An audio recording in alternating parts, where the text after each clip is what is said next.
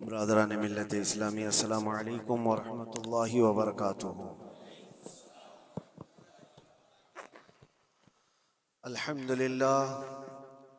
अल्हम्दुलिल्लाहि व कफ़ा व सलामुन अला हबीबिहिल मुस्तफ़ा अम्मा बअद फ़अऊज़ु बिल्लाहि मिनश शैतानिर रजीम।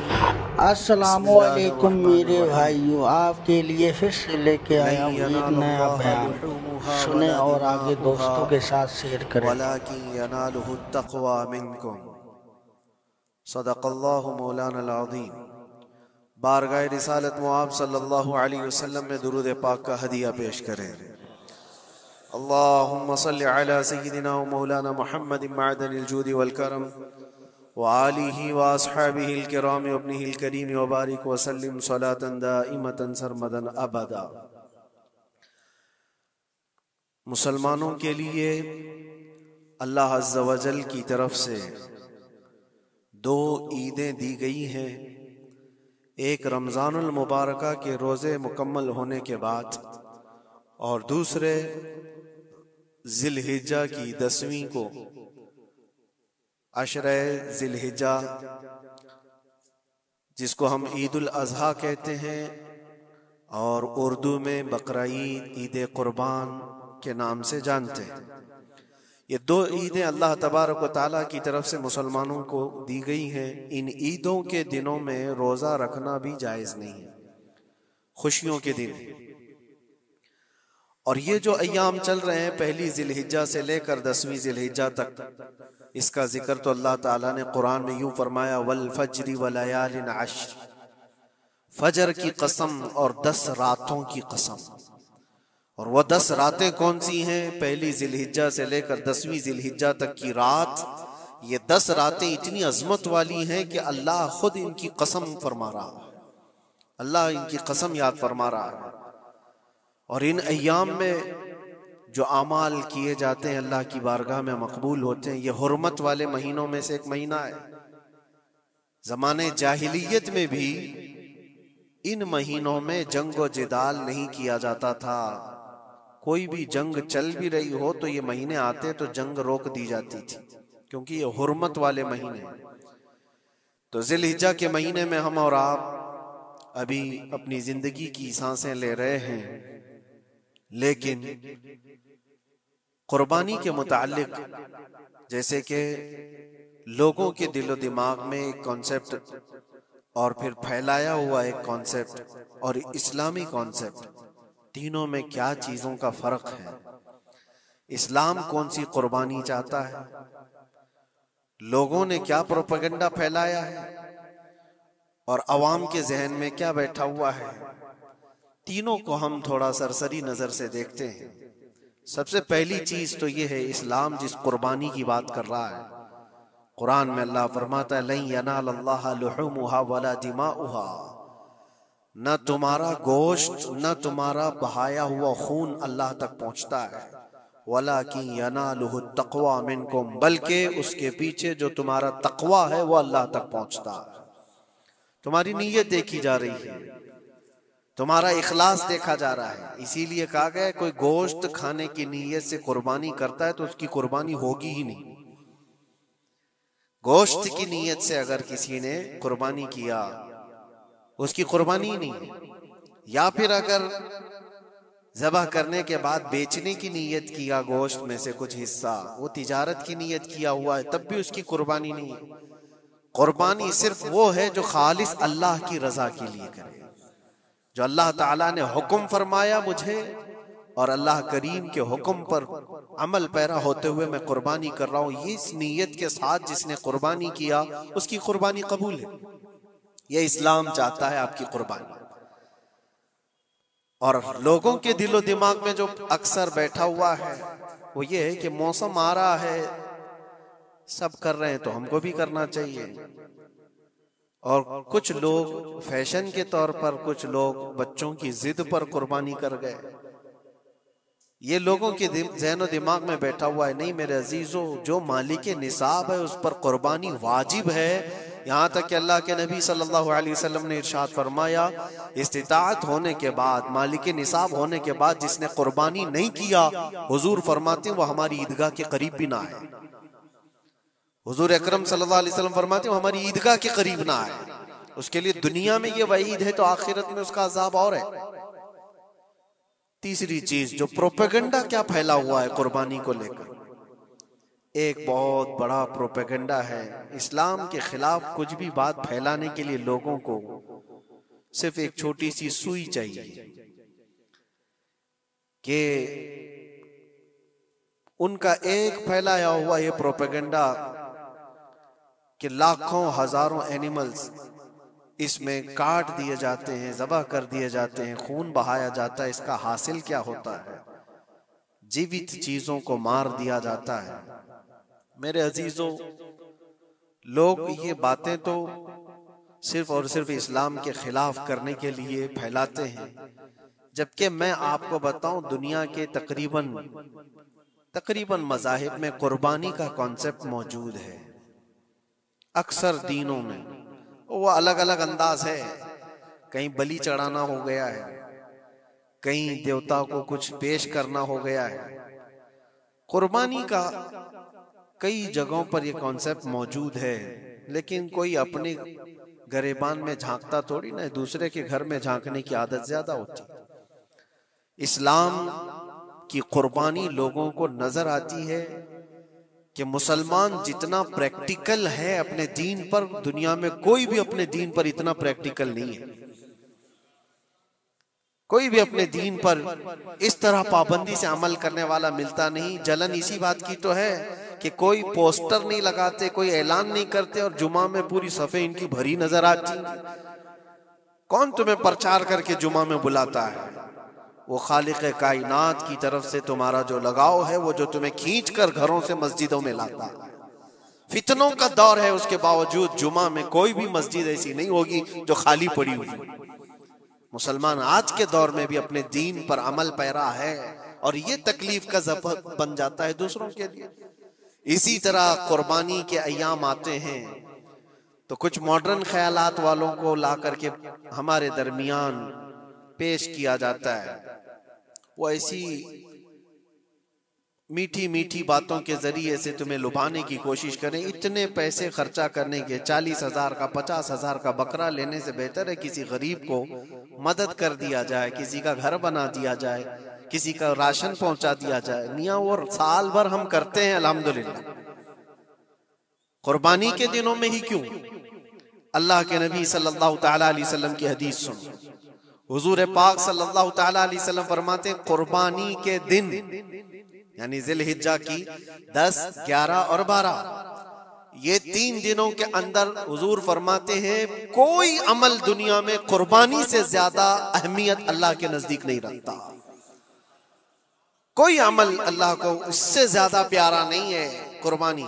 और एक बात मैं आपको बताऊं, लोग हमें जालिम की शक्ल में पेश करते हैं कि काट देते हैं, ज़बह कर देते हैं। हम अपनी मर्जी से अगर काटें, अपनी ख्वाहिश के लिए काटें तो हराम है, और जिसने खुद जान डाला है उसके हुक्म पर काटें तो ये हराम नहीं है, ये उसके हुक्म की फरमाबरदारी है। एक बात याद रखो, जानवर तो ये बकरा हो, भैंस हो, ऊंट हो, जिनकी कुर्बानियां होती हैं, ये अलग। जो मछली खाते हैं उसमें भी अगर कोई इंटरटेनमेंट के लिए शिकार करता है कि अपनी तफरीह कल्ब के लिए, तो उस मछली का शिकार करना भी हराम है।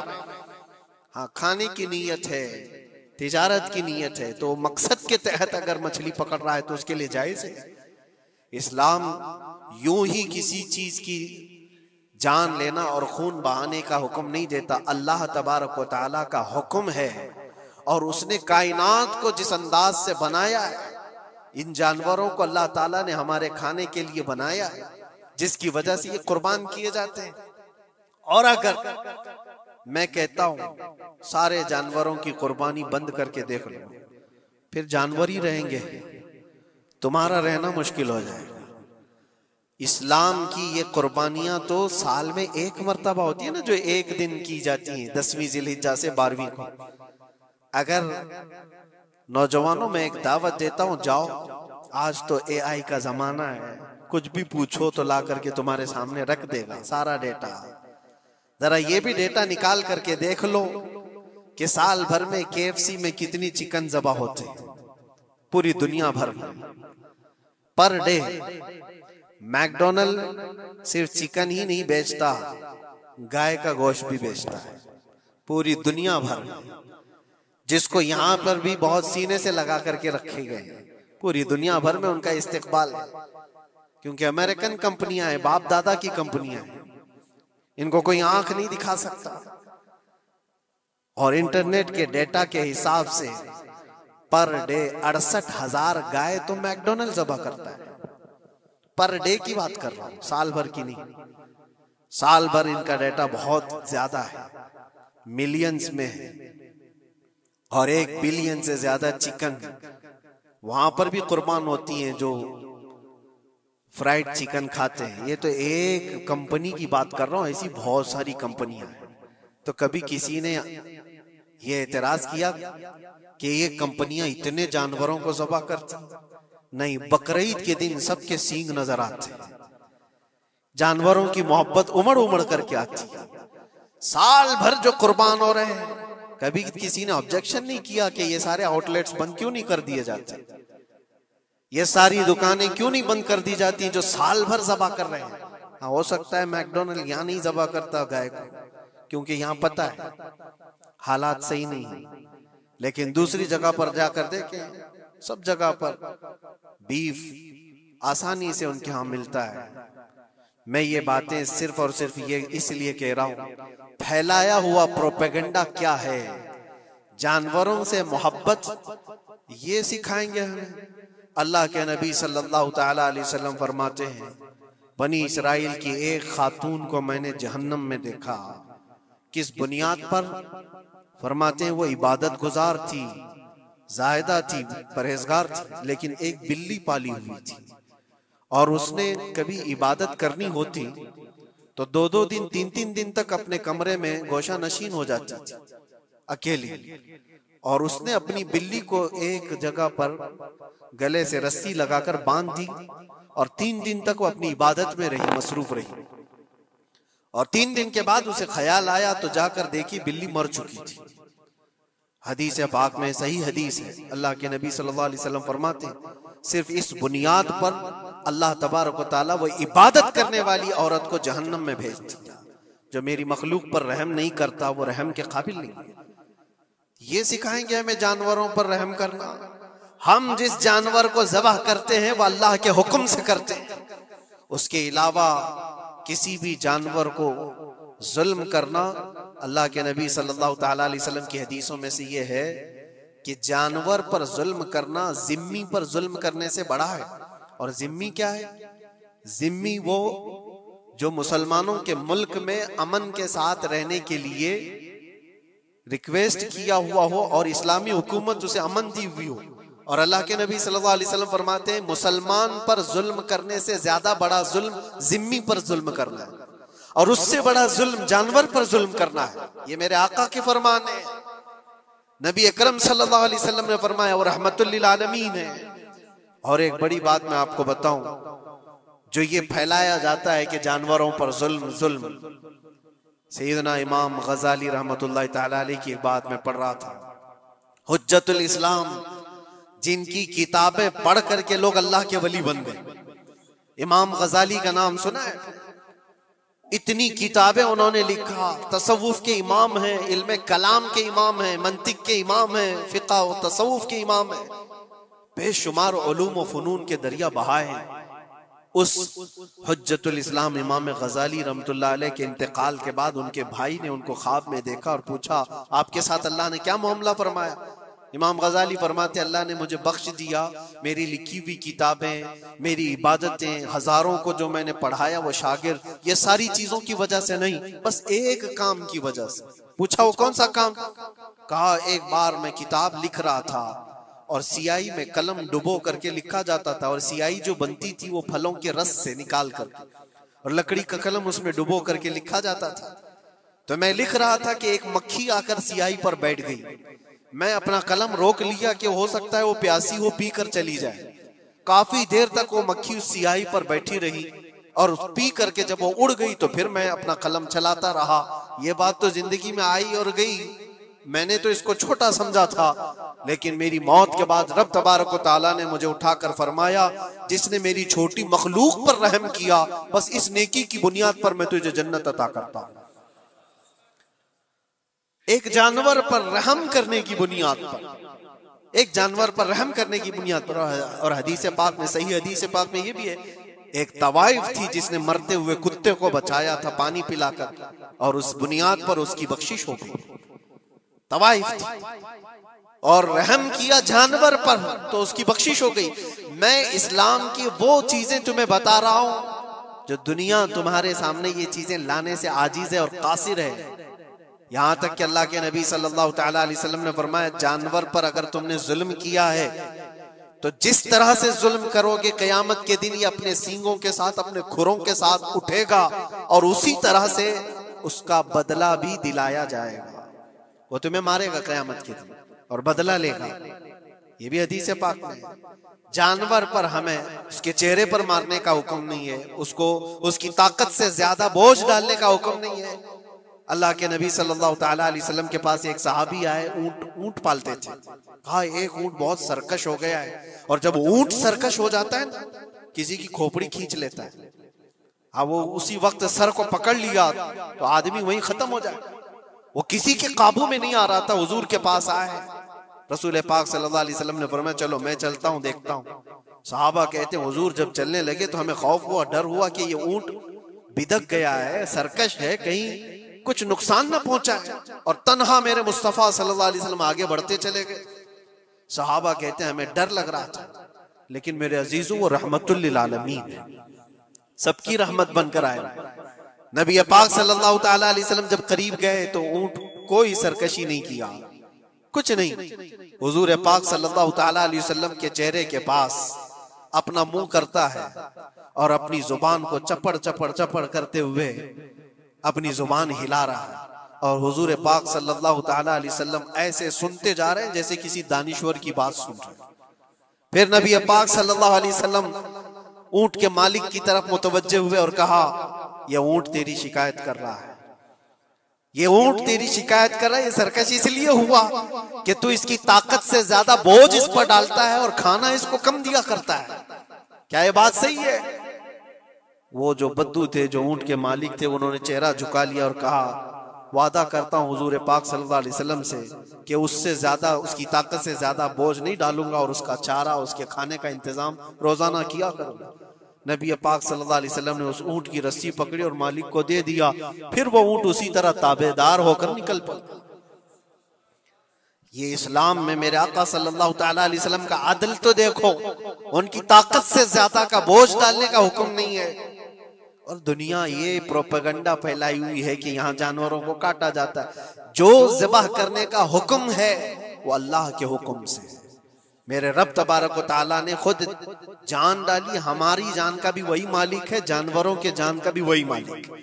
अगर अल्लाह का हुक्म ना होता तो हमें चूंटी मारने की भी इजाजत नहीं, अल्लाह का हुक्म ना होता तो हमें किसी को भी कुर्बानी करने की इजाजत नहीं होती। ये रब तबारक व तआला का हुक्म है, तो जाहिर सी बात है हम अल्लाह के बंदे हैं। रब तबारक व तआला जानवरों की कुर्बानी का हुक्म दिया, इसलिए हर साल बकरीद में मुसलमान कुर्बानी करते हैं।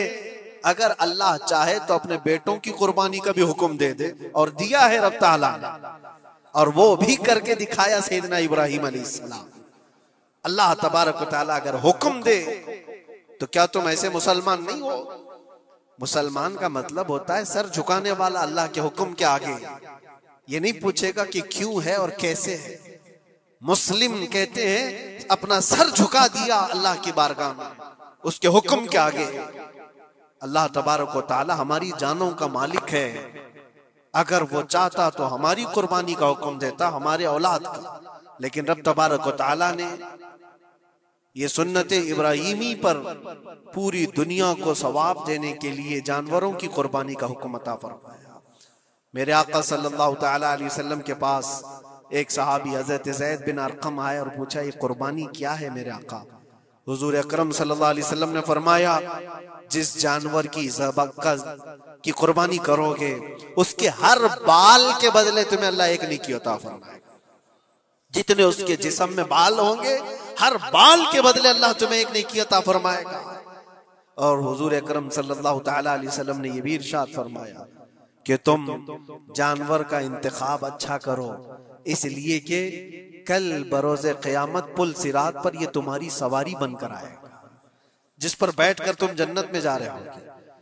और लोग ये भी पूछते हैं, हमने एक बार कुर्बानी की है तो वहां सवारी कौन सी वाली आएगी? ये भी मिलता है रिवायत में। तुमने अपनी जिंदगी में जो सबसे पहले कुर्बानी की है उस पर सवार होगे, लेकिन हर साल की कुर्बानी वाले जानवर भी सवारी बनकर तुम्हारे इर्द गिर्द आएंगे, वो सब होंगे। तुम इंतखाब करो जिस पर सवार होना चाहो। इसीलिए कुर्बानी में ऐब वाले जानवर की कुर्बानी जायज नहीं, लंगड़ा हो, लूला हो, कान कटा हुआ हो।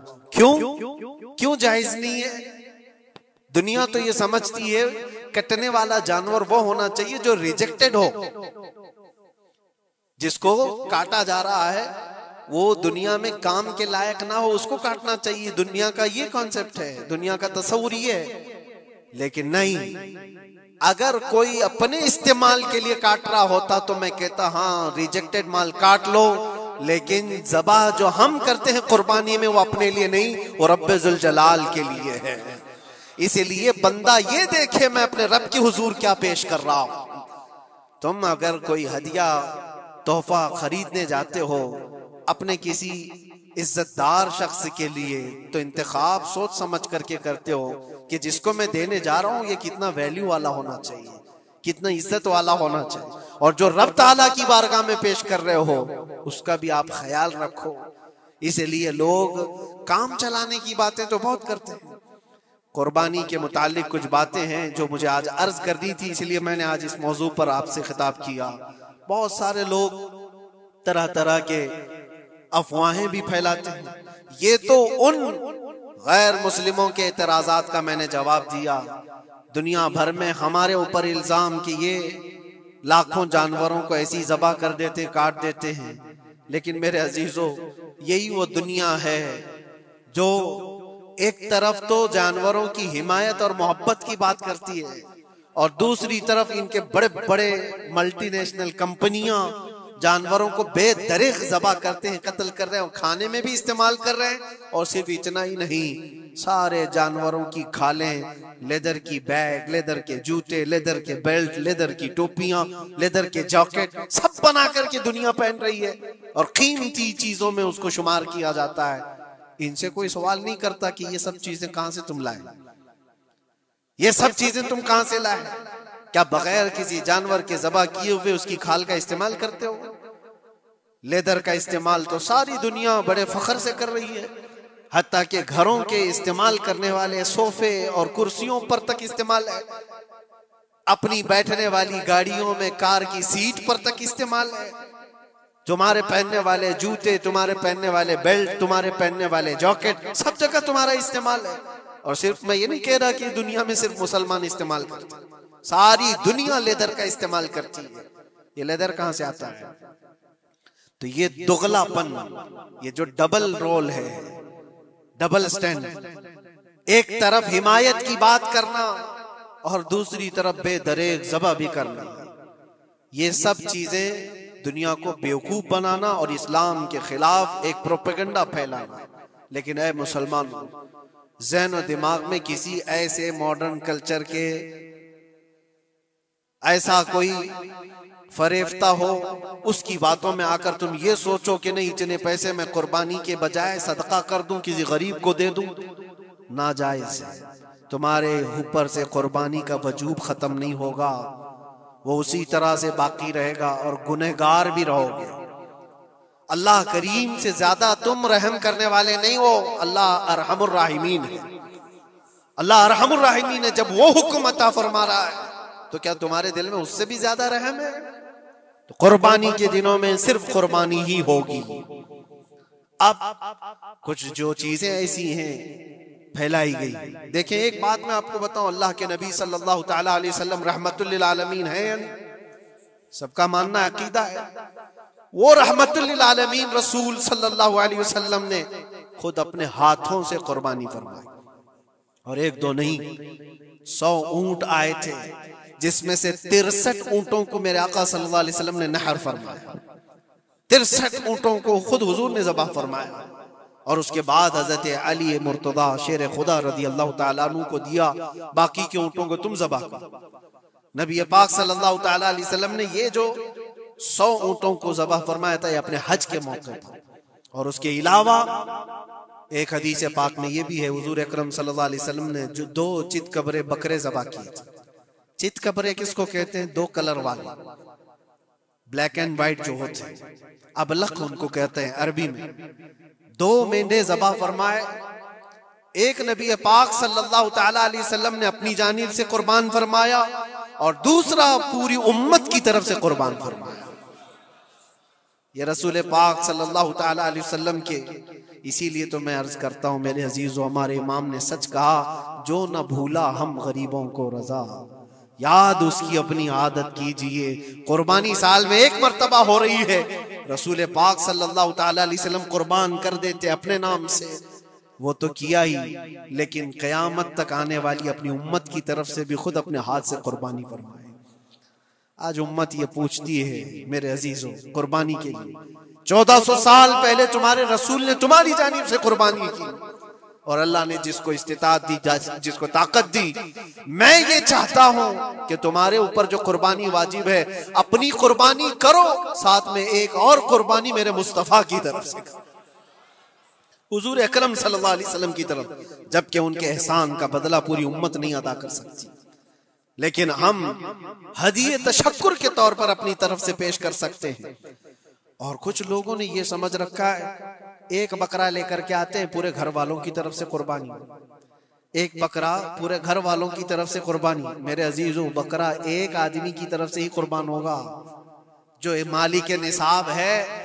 घर में अगर 4 लोग मालिक निसाब है तो चारों पर कुर्बानी है, शोहर पर भी, बीवी पर भी, बेटे पर भी, जो जो मालिक निसाब है। मालिक निसाब का मतलब क्या है आप जानते हैं? जिसके पास 52.5 तोला चांदी या 7.5 तोला सोना या उसके बराबर की कीमत हो, दोनों में से किसी एक के बराबर की कीमत हो। इस जमाने में आप कैलकुलेट कर लो 52.5 तोला चांदी की कीमत क्या हो सकती है।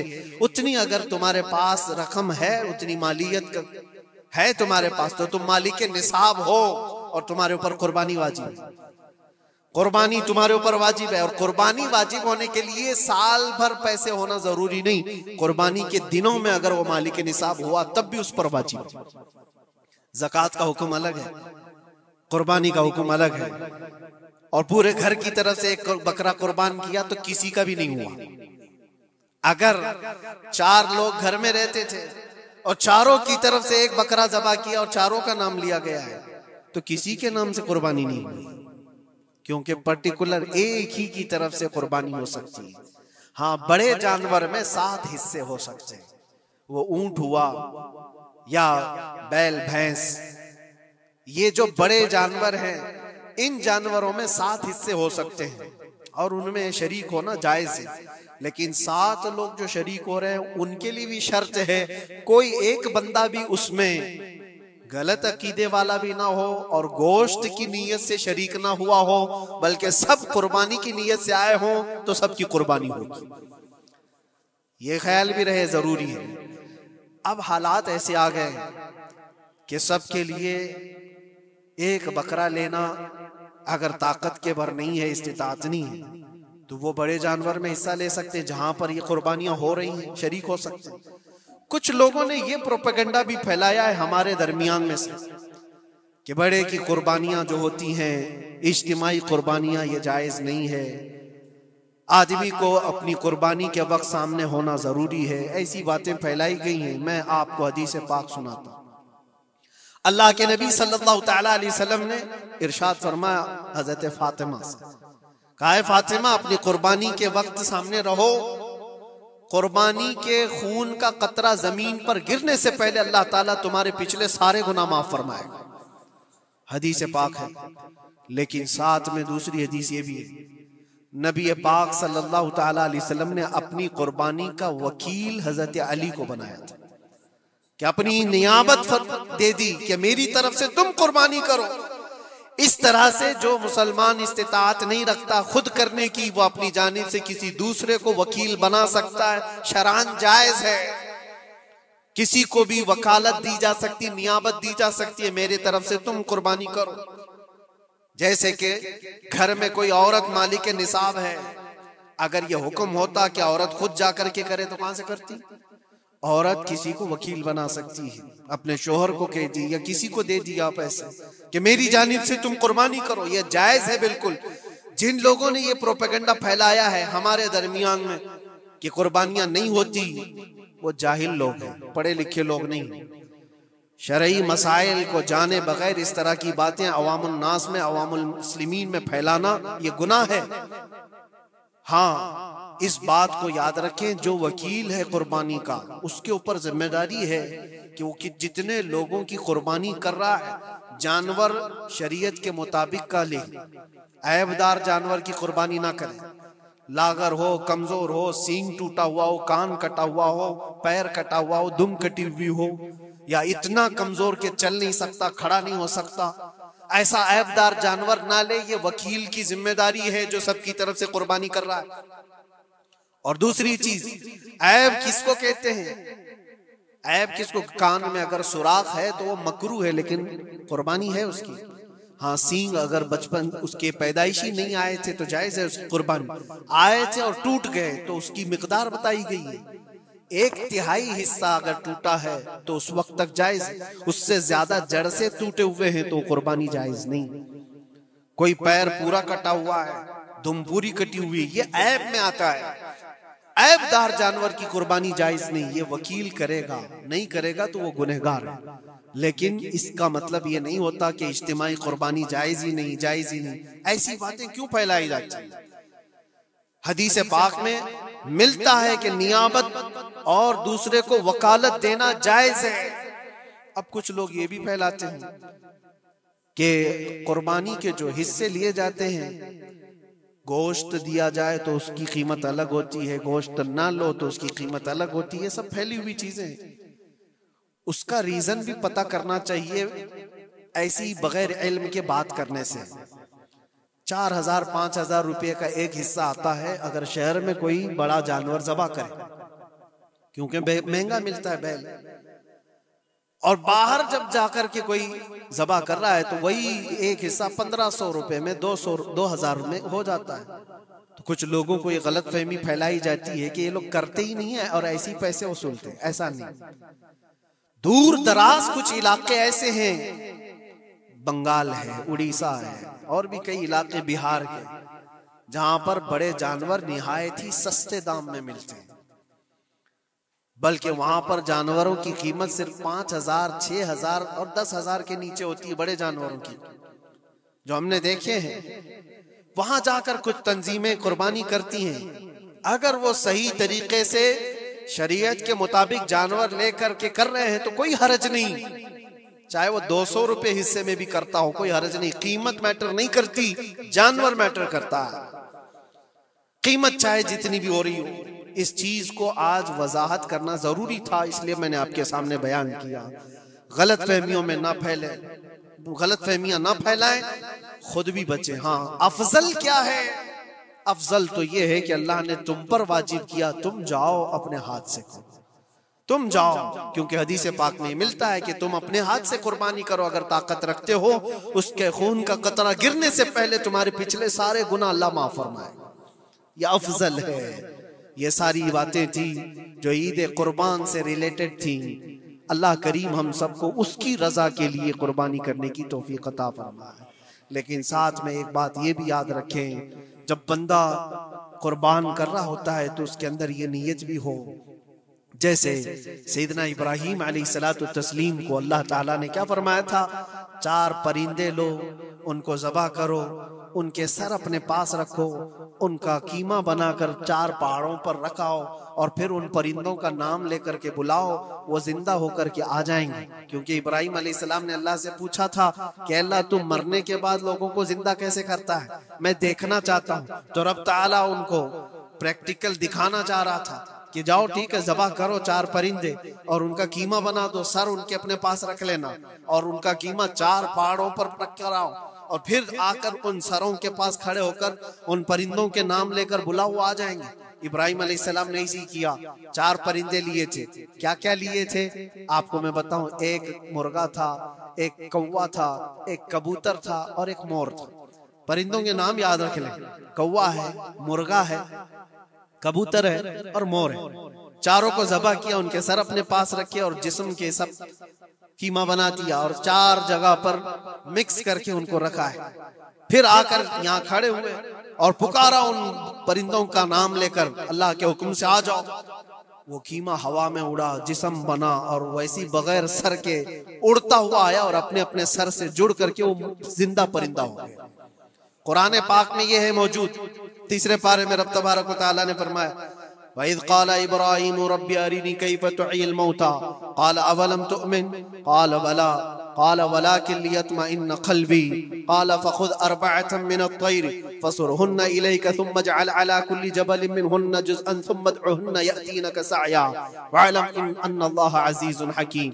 ये अल्लाह तबारक व तआला ने पूरा कुरान में फरमाया कि इब्राहिम अलैहिस्सलाम ने ये जो किया। अब सुनिए, सबअ सनाबिल शरीफ में मीर अब्दुल वाहिद बिलगरामी रहमतुल्लाह अलैह लिखते हैं कि 4 परिंदों का जो इंतखाब हुआ था ना, 4 परिंदे जो चुने गए थे, कौन से थे? कौवा, मुर्गा, कबूतर, मोर। असल में जो है इनकी हर एक की एक खासियत है। कौवा लालची बहुत होता है, कौवा लालची बहुत होता है। मुर्गा, उसके अंदर शहवत बहुत ज्यादा है, औरत की ख्वाहिश। मुर्गे के अंदर ख्वाहिश शहवत ज्यादा होती है और कबूतर के अंदर दोस्ती करने की आदत ज्यादा होती है, जल्दी दोस्ती करता है। और मोर के अंदर दिखावे की आदत ज्यादा होती है, अपनी खूबसूरती का इजहार बार बार करता है। तो ये 4 चीजें उनके अंदर है, ये 4 परिंदों के अंदर। सूफिया इकराम फरमाते हैं, दर हकीकत आपको हुक्म था इन जानवरों को ज़बा का नहीं था। कौवे की लालच को ज़बा करो, मुर्गे की शहवत को ज़बा करो और बिना वजह के कबूतर की जो दोस्ती है हर आयरे गैरे से, इस दोस्ती के को कता करो और मोर के दिखावे की आदत को ज़बा करो। ये 4 बुरी आदतों को ज़बा करो तो अल्लाह की कुदरत के मुशाहिदे देखने मिलेंगे। दर हकीकत वहां पर सूफिया इकराम में फरमाते हैं, और यही बात है कि शैतान को जब कंकरियां मारने के लिए हुज्जात जाते हैं, वो तो एक पिल्लर है जिसको कंकरियां मारते हैं। वहां एक पिल्लर है, उस पिल्लर को कंकरियां मार करके आते हैं। लेकिन मेरे अजीजों, तसव्वुर ये होनी चाहिए, जिंदगी भर जो शैतान मुझे बहकाता है मैं उसको कंकरियां मार रहा हूं। अगर तुम्हारी नीयत साले हुई और कंकरी लग गई तो यकीनन जिंदगी भर शैतान की शरारतों से महफूज हो जाओ। तुमने अपने शैतान को जख्मी कर दिया, इसीलिए जिसका हज कबूल हो जाता है उसकी कंकरी वहां से उठा ली जाती। वरना तो 40 लाख लोग 70 कंकरियां मार करके आए तो पहाड़ बन जाना चाहिए, लेकिन कोई पहाड़ नहीं होता वहां कंकरियों का। जाकर देखें, ना ही उसको उठाया जा रहा है। लेकिन हदीस पाक में जिस हाजी का हज कबूल होता है उसकी कंकरियां उठा ली जाती है। वो शैतान को लग चुकी है। तो नीयत का दारो मदार है। इसीलिए सबसे पहले मैंने आयत यही पढ़ी, रब ताला फरमाता लन यनालल्लाह लुहुमुहा वला दिमाउहा वलाकिन यनालुहु तक़वा मिनकुम। हरगिज तुम्हारा गोश्त, तुम्हारा बहाया हुआ खून अल्लाह तक नहीं पहुंचता, बल्कि इसके पीछे जो तुम्हारी खालिस नीयत है, जो तक़वा है, वो अल्लाह तक पहुंचता है।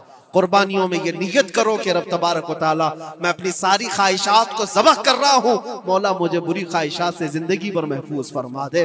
व आखिरु दावाना अनिल हम्दुलिल्लाहि रब्बिल आलमीन। अस्सलामु अलैकुम।